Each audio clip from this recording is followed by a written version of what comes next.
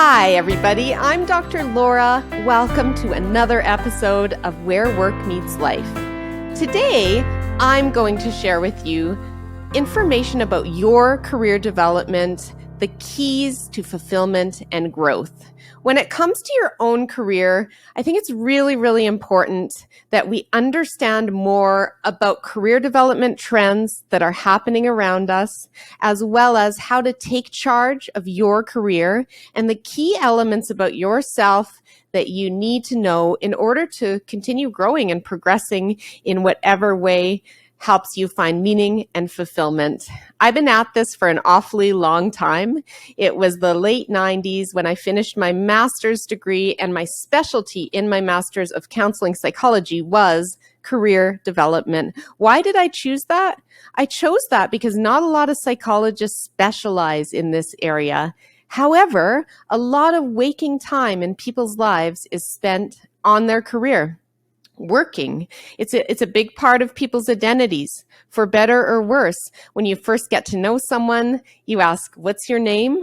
And what do you do? So what we do is a big part of who we are. And as a psychologist, as I went forward in my career, having that master's degree, I began to help a lot of people figure this out, navigate this, whether it was teens making their first career decision, whether it was people who were laid off and were completely blindsided and now having to figure out the next steps in their lives, or whether it was people who were just unhappy, unfulfilled, confused, uncertain about what they were doing. Sometimes they were working for a toxic boss, or they were working in a culture that just wasn't a fit, and maybe they chose the right career for them, but they just needed a change of scenery or a different organization. For other people, it's a full-scale career pivot where they need to change fields altogether and potentially to get more education and skill development to do something different. So I've seen it all. I founded the company in 2009, so we're 14 years in. Canada Career Counseling is one of my organizations that helps thousands of Canadians navigate these transitions. So the knowledge and expertise I bring you is from 20 plus years of doing this type of work and nearly 25 years specializing in career psychology. So without further ado, I want to share with you some of the trends when it comes to career development that we're seeing. One of the biggest differences that has been coming to fruition over the last number of years is that the employment contract or the psychological contract people have with their organizations has been massively shifting. So for those of you who are tuning in on YouTube to the video version of this episode, I'm going to share a table with you on the screen called The Psychological Contract, a Paradigm Shift. There's two columns that we're going to talk about. One is the old contract and the other is the new contract. The old contract is where job security was very important. Credentials and degrees would help get you hired, and then you would stay in a company for a long period of time. It was about entitlement. The longer you had tenure or years of service, the more you would get rewarded, and you would often be stuck there based on a pension that you wouldn't want to let go. You would climb the career ladder, and that would equal success. So climbing up the rungs of a career ladder means that you're doing well in your career, and you would rely on the organization to help develop your career. That still applies to some people. There are some people that are in jobs and careers like this. Nothing wrong with it. However, a lot of people have shifted from this old contract. And it's really occurred because the world of work is shifting. There's much more movement. Mass layoffs lead to people having less loyalty to an organization. There's much more contract work, gig work, work that isn't full-time employment. And what people are needing to do is to really consider the new contract, which is about how can I stay employable through the ups and downs of the economy? How can I continuously learn and develop and add value to any organization that I go to? What's my portfolio of skills that I bring to the table? And what does success mean to me? Because what success means to me might be different than what success means to you. Some people are really driven to climb a ladder and to progress into executive positions. Other people, absolutely not. They have other motives when it comes to their career and their life.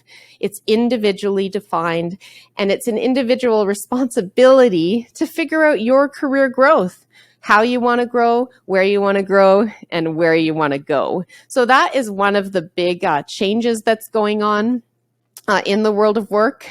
We're seeing the great resignation, which I like to call the great reevaluation.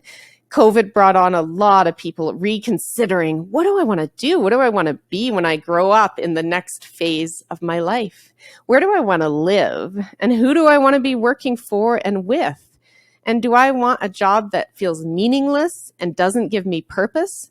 Or do I want to have a job that I feel makes some sort of difference to humanity, a difference in the world, whether that's helping others, helping the environment, whether it's innovating to make our lives easier, whether it's exciting technology development?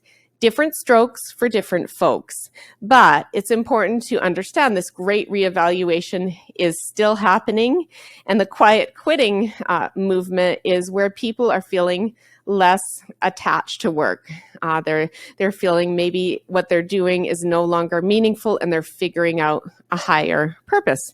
So at Canada Career Counseling, my team does a lot of that type of work in our Toronto office, our Calgary office where I'm based, as well as Halifax and Victoria, as well as a lot of virtual or remote sessions across the country.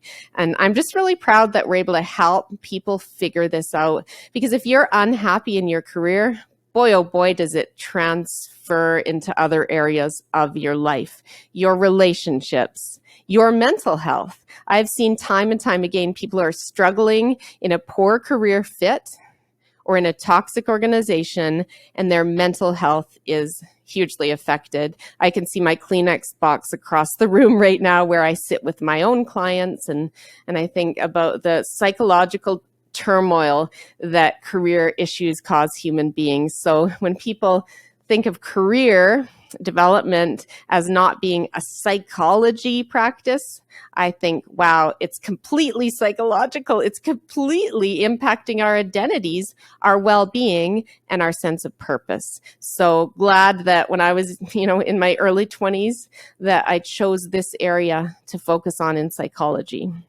So, taking charge of your career is what I want to talk about next on this episode, which is understanding the elements of who you are. So, if you think about it as we all have pieces of a puzzle that make us who we are. And these pieces of a puzzle, I'm going to share with you on the screen again for the YouTube viewers. It's a diagram, and in the middle is self-exploration. So who am I? So who am I when it comes to careers is made up of different aspects of us. And one of those is our skills and strengths. We all have different talents that we bring to the world, and understanding what those are, those skills, those strengths and talents is key about yourself. Your personality. We're all cut differently when it comes to our personality traits, what makes us tick, how we come across at work and with other people. Some of us are more creative types. Others of us are very social. Some of us could sell, whatever we could possibly have, we could sell it. Other people, cower or are not good salespeople. So that's example of different personalities help us to do different careers. There's also values, which I'm going to talk about mostly because values are absolutely critical to who we are.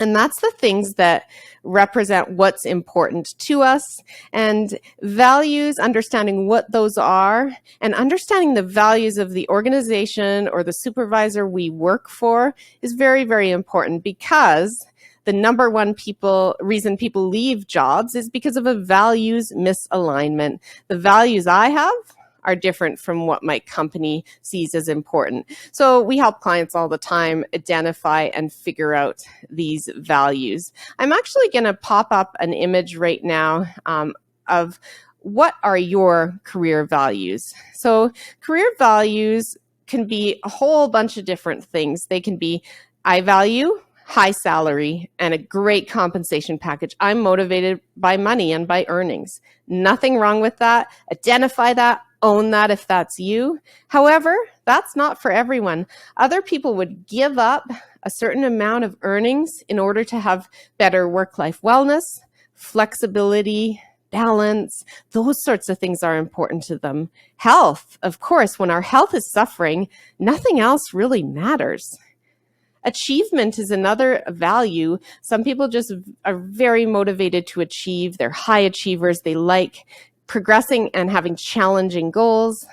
Other people are motivated by autonomy in their lives, being able to be their own boss, manage their own schedule. And if that autonomy is taken from them, like we're seeing in a lot of situations where the ability to work remotely a certain number of days is being clawed back, that affects people's value of autonomy. It impacts their autonomy and is a misalignment. And I won't be surprised if a lot of people run away from organizations that are making those rash decisions.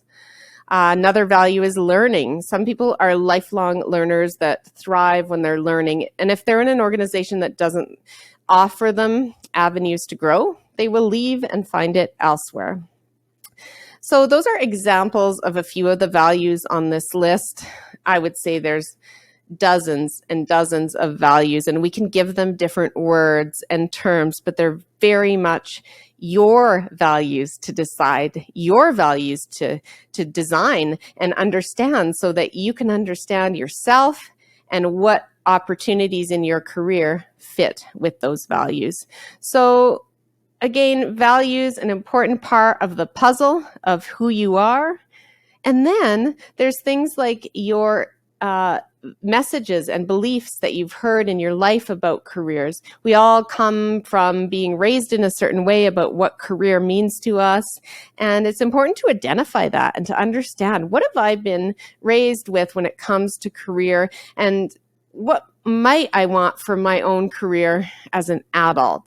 And how do I want to make sure that I can find the sense of meaning, purpose, and fulfillment at this stage of my career? So yeah, lots to consider here. There's reality factors. The more ingrained we get with responsibilities, family, debt, children, where we're, caught in a certain city and we're not able to be as mobile. Those are all reality. We all have our reality to consider as you're figuring out career pivots. The good news is there's lots of options, and the remote work that has exploded through the pandemic leads to a lot more options than ever before to work for employers from other locations and to live in other locations and do what you really want to be doing. And I am just so honored to be able to speak with you today about career growth, taking charge of your own career. I think that if you're feeling that whatever you're doing isn't a fit, you're unhappy, unfulfilled, but you have thoughts churning in your head about, well, I don't know what to do next. It's going to be too hard to make as much money as I am right now. Or I'm stuck here because the pension would be too much to walk away from, but I'm really miserable and I can't imagine another 5 years before I retire here. Those are all concerns that are worth addressing, because you don't want to have your mental and emotional well-being impacted by being in a poor career fit. I just want to do a shout out to my amazing team at Canada Career Counseling. When people ask what I do, I say, well, we have a team that helps people figure out what they want to be when they grow up at all ages and stages. Our average age is 33 because a lot of people don't truly figure this out until they're in a career that they don't like for a while. And then they reach a point where they need to figure it out. They need to find something that gives them more joy, fulfillment, meaning, purpose. Sometimes it's a health scare that leads to this. Sometimes it is a layoff. Sometimes it's just a crisis of consciousness where you're not fulfilled and it's impacting you as a human being. So careers, very, very important. We all have strengths and talents. We need to understand our values, as those are what guide us and help us to find our ideal fit of what we should be doing in this world. So I hope that this information is useful today for you. You can visit my career development practice at www.canadacareercounseling.com, and you can find out more about what we do, how we help, how registered psychologists work on a lot of insurance and health benefits plans in the country of Canada. And for my friends in the US, there's lots of resources for career counseling in the US and around the world. You just have to start looking for them. So try to Google career psychology, career counseling, those sorts of topics to really find who might be offering these sorts of services if you're feeling stuck and you need that extra source of support. I hope that you stay well, take care, and keep in touch. Thank you for tuning into this episode of Where Work Meets Life. If you found this content valuable, please rate and review the episode and share with others who may benefit. Visit me on my website at drlaura.live and sign up for my monthly e-newsletter full of tips and resources. I'm also a passionate keynote speaker and would be delighted to speak with you on your speaking needs. Stay well.